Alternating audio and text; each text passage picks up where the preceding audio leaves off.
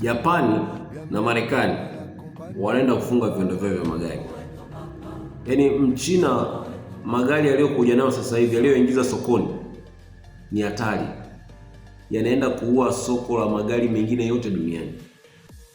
Haya magari ya BYD hizi BYD na hizi Jetwa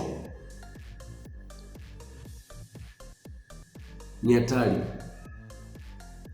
Yaani teknolojia inayotumia BYD hizi za electric vehicle, sasa hivi kampuni za Mercedes na kampuni nyingi za Marekani zile battery za hizi gari za umeme hizi inatoka China.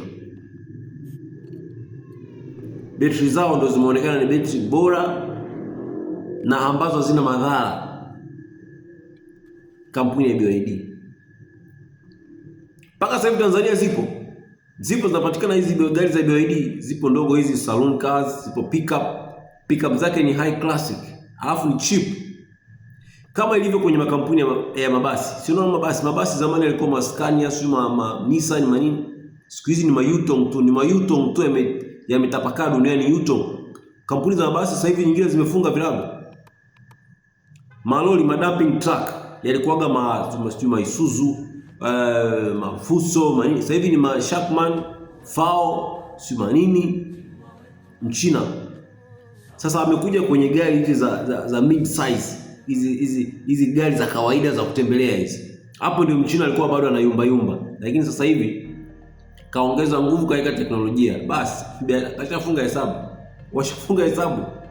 Sasa hivi kampuni nyingine za magari za Toyota sijui wapi huko Marekani, wanarudi nyumbani, wanafunga virago, watafuta gari za kufanya. Mchina kwanza gari yake unapewa kilomita 0 kilomita, alafu bei poa, bei rahisi. Gari ambayo ulikuwa unaenda kununua labda ndikuza milioni 500 600, Mchina anakuletea kwa milioni chini ya milioni 100, milioni 60 70.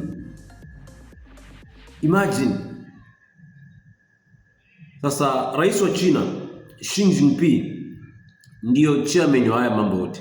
Xi Jinping, yule jamaa akili yake ni super genius. Aliandika kitabu kinaitwa Up and Out of Poverty. Up and Out of Poverty. Nataka usome kitabu. No More Poverty. Andika Professor nitumie kitabu cha rais wa China Xi Jinping, ni kutumia kwa WhatsApp sasa hivi hapa.